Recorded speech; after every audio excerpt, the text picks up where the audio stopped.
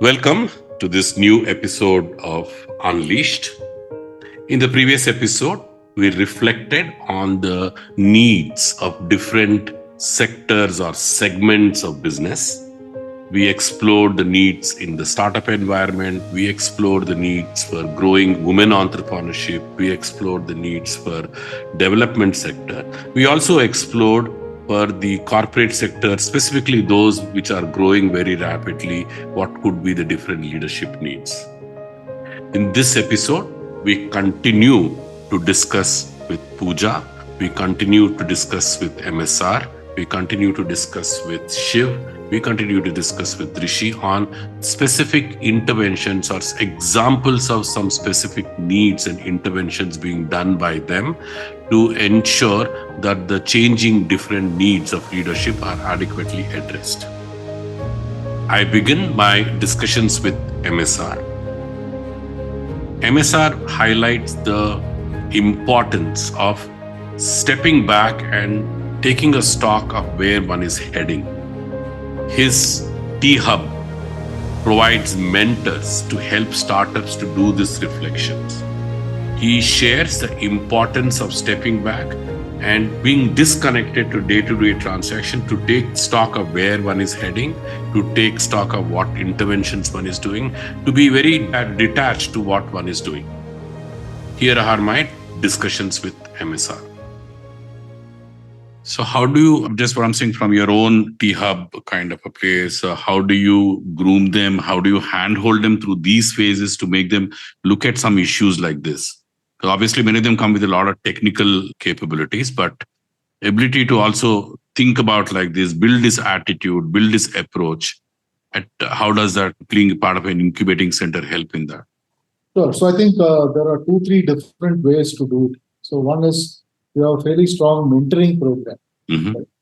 And these mentors are people drawn from a cross section. So there are some who are, let's say, technical mentors. There are some who are people who are specialized in sales, finance, and so on. There's also some are people who are focused on the people and leadership aspect. Mm-hmm. And then when my senior leadership spends time with the startups, getting them to, you should not allow the business to consume. It is important to be passionate what you're doing and all of that stuff, but it shouldn't occupy 100% of your life.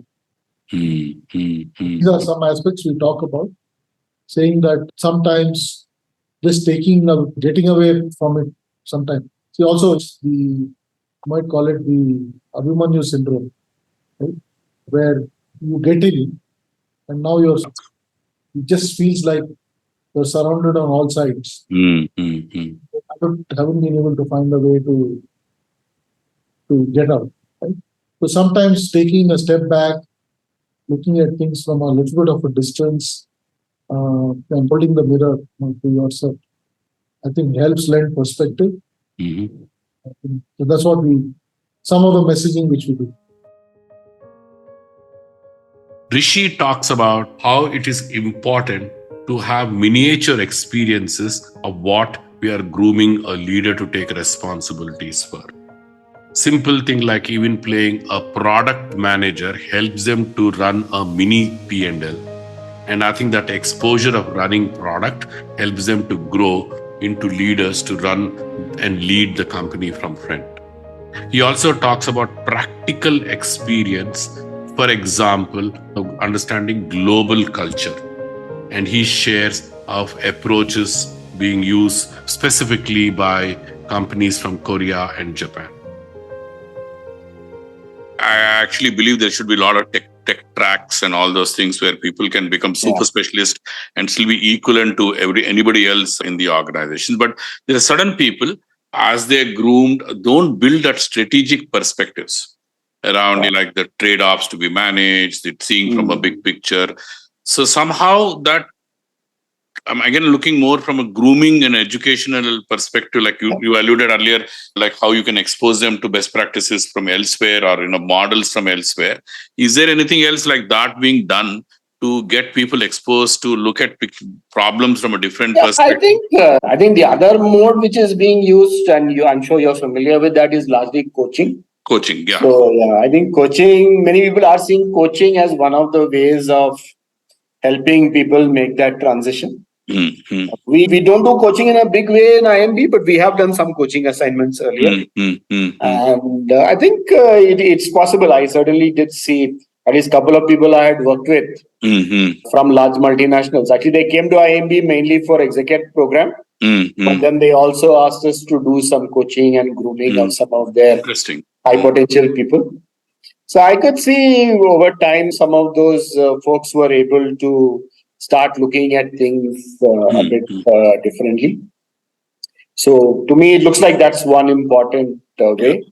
The other one is, of course, can you provide job opportunities that give you some of that exposure? Exactly. Yeah. Interestingly, these days, most of the tech companies, they have these product manager roles. And not all of them, but some of those product manager roles are general management positions. But they're a miniature version of what you would be exposed to at a senior level. So that seems to be a good way to groom people for those kind of bigger positions later, which involve multidimensional approaches and broader perspectives and things like that.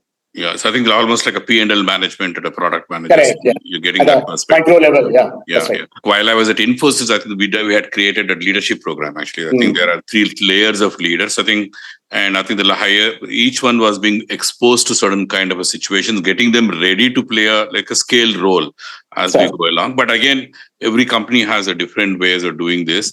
The other aspect that comes is like many people, and I think beyond just the strategic perspective is also people as they grow are used to very homogeneous set of people to work with. They keep similar friends, they work with similar people, they like very homogeneous set of people. The comfort zones are there. And then as they get exposed to global leaderships, a lot of times I work with people who are being groomed to be in a top tier leadership globally. And that transition from comfort zone is working with people I know to suddenly people who are from diverse backgrounds. That the transition is quite a challenging one, not just from how you present yourself, how you carry yourself, how you do things, but also from like ability to see problems from a diverse perspectives. And I think this is, and again, of course, coaching is some level doing that. But I personally feel that I think some level this needs to be probably institutionalized or getting them exposed somewhere. But again, just wanted to take your perspectives around this.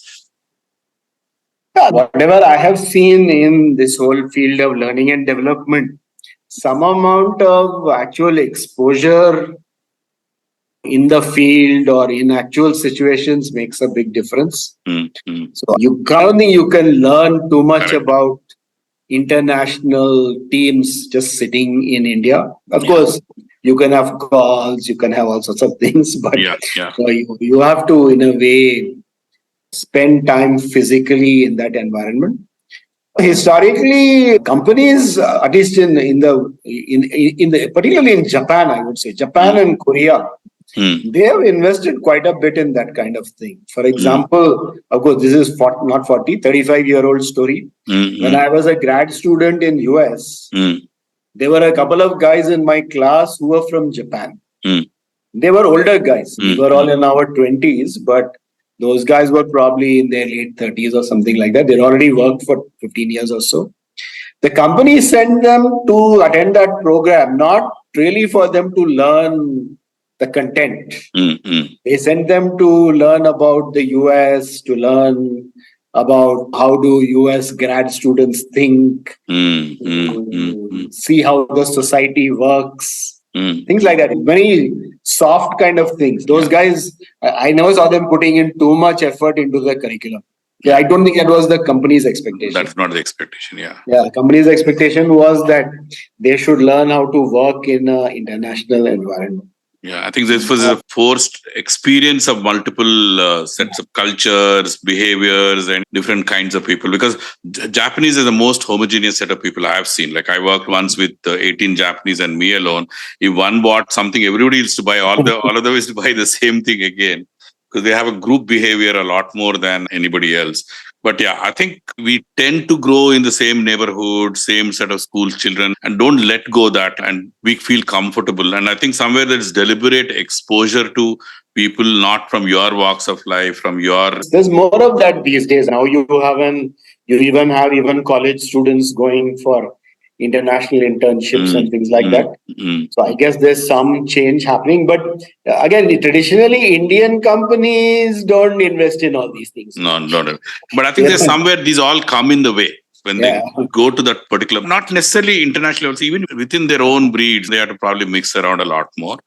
One of the things many places I'm working with leaders, I think just extending this thing is to groom more and more people to be seen leaders in the market than leaders inside an organization. And very few people take that path of shaping a particular area, working on taking it to next level, influencing the changes in certain areas of work. And I think that is a missing area completely. I think, and I think that's a tougher path, obviously, than getting internal recognition. Yeah, because see, in fact, one of my friends, I don't know if he still does it, but he used to do some training in this area. So he's a guy who was co-author of my second book, this gentleman called Vinay Dabholkar.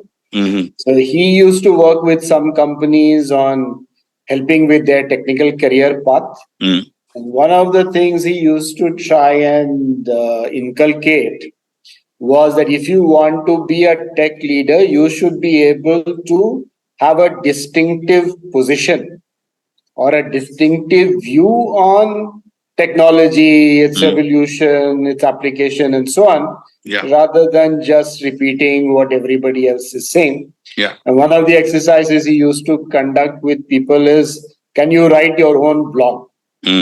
Where you set out a position and you are able to then explain it and defend it and so on.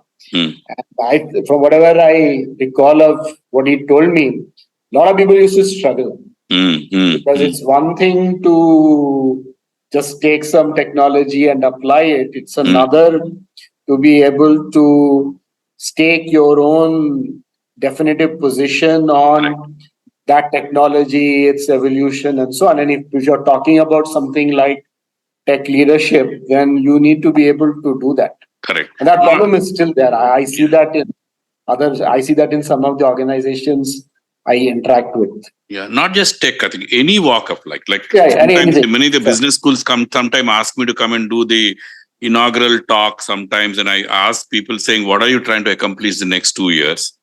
Is it to take some of these areas, management practices to next level, or are you there to just get another job?"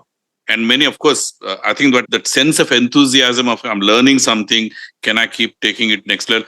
This is an important thing, but I think it's again a cultural thing, both at a society level, schools level, and even the companies, if they are really breaking through some things and taking it to next level.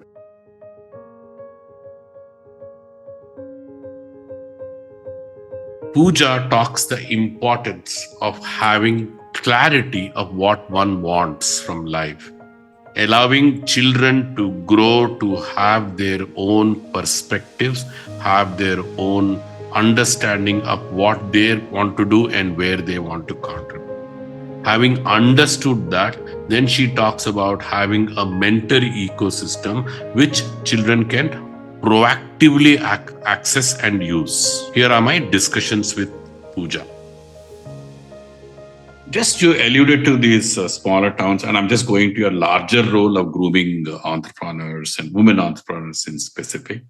So lack of mentors, lack of deep passion into everything, maybe academically qualified because they know how to crack exams.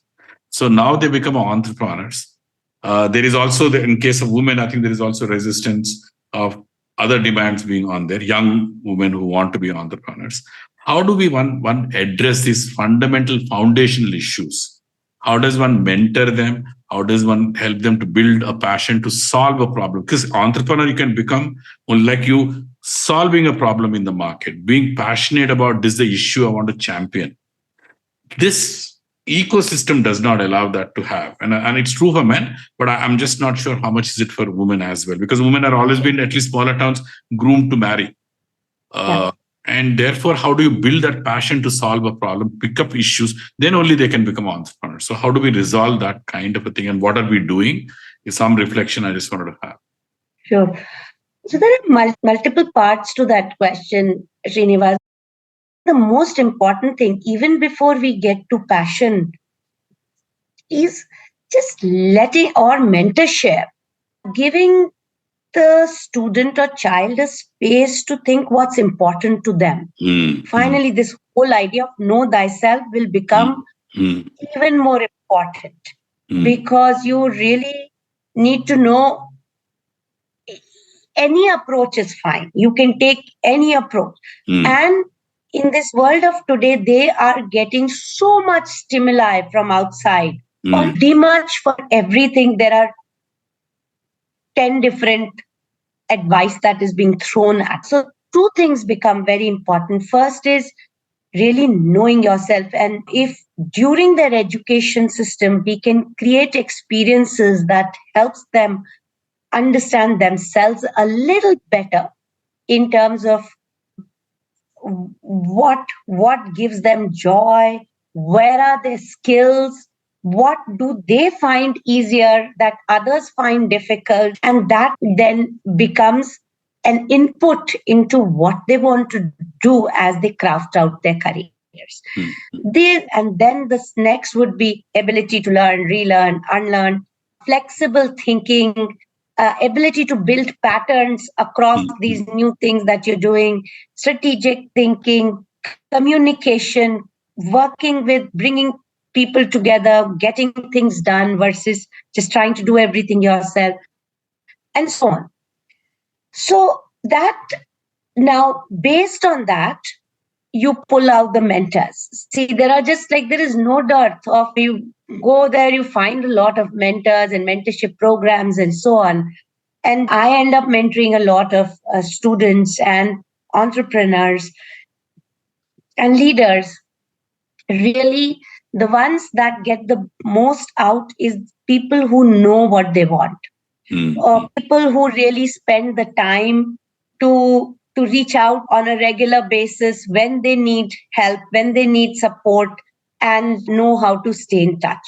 So mentorship really as a structured activity, I've found it, at least in my experience, rarely succeeding, driven by the learner, driven by the person, and you can make that ecosystem available to them. But then it really depends on the learner as to what they want and being clear on what they want and then reaching out. Personally, for me, I have found like anybody who I reach out to, they are more than willing to help, like 90% of the case. The difference I find between men and women is women hesitate a lot more to reach out.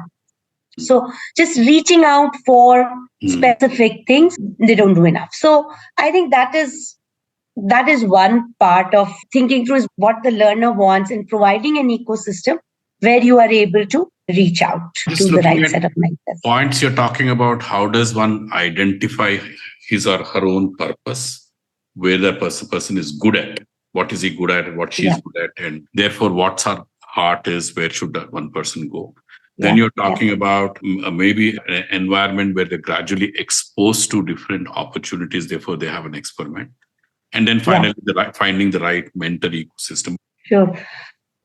I want to say you don't think your way forward, you build your way forward. And the sooner we can create a structure to enable that for children, for students, for professionals, the better it would be. Just to say, I want this and I am good at this or I'm not good at this, hard to tell unless you try it out. And so the next step for that would be, which is part of our NEP, somewhat the national education policy, the new national education policies, build in periods where they are able to do stuff, projects, internships, apprenticeships. So rather than mentorship, I'd say apprenticeship. Absolutely. So you see something in action And that gives you a sense of, oh, maybe this comes easy to me, this comes hard to me. And through that process, you build some mentors as well, saying, look, this is what I enjoy. Maybe I can continue to be in touch with this kind of a person or this person. So I think at a kind of framework level, building systems so that we can help students, professionals build their way forward rather experience than it and then build their way forward. Shiv talks about absence of a structured interventions in development sector. He says the importance of having coaching, importance of having structured interventions. We also explore if there's something like a startup incubator, startup world like structures, would it be helpful for development sector as well. We also talk the importance of getting exposure, importance of investment into leaders, giving them the opportunities to get exposed, and how that will form a great foundation in building into the leaders they need to. I think one of the things these leaders need to move from operational to CXO is mentoring and coaching. Yeah. Handholding and taking them through the storms, right? And helping them see the shore. I think that is completely lacking in the sector. We don't have a systematic investment program to make that happen. The second is the inner growth of these individuals and leaders, right? I think needs to lean back on our spiritualism and culturalism, right? If you ask people working in public health, they probably take care of their health the worst. Correct. Not because they want to, but because they work so hard, because the challenges are so high, they completely ignore their own health. Correct. People who work on livelihoods probably don't even know what their salary is or what is their savings rate, right? They will talk to the community about savings rate. Correct. I feel that inner engineering, as Isha puts it, or Shri puts it differently, I think the inner spiritualism to do the purpose-led work is not invested, in my view. And I'm struggling to get that in my own organization. And every spiritual journey is a journey by itself, sure. But there is no supporting infrastructure to do it. Right? I think, and this is not about religion. It can be across all religions. Yeah. It is about inner works, what you need to But have. how you are reflecting and thinking from a little different perspective. Is the like in a corporate world, it is to understand the problem from outside in, from the eyes of let's say a customer. Or from eyes of the CXO of the customer. In a corporate world, probably it is the ability to orchestrate multiple skills. Let's say when you're doing COVID-related vaccination, the person who's doing it at ground level has to know how to orchestrate the local government, how to orchestrate the private, but at the same time also need to know how to orchestrate the people at a policy making level to get this going. So somebody else is doing the policy making level, influencing the private sector, and orchestrating all these things. Are these naturally opportunity, like this is going back to that career competency roles. One is the opportunities to grow. People say, okay, you're playing this role today to get the vaccinations done, but tomorrow you will take up a project to, let's say, run it for the whole state.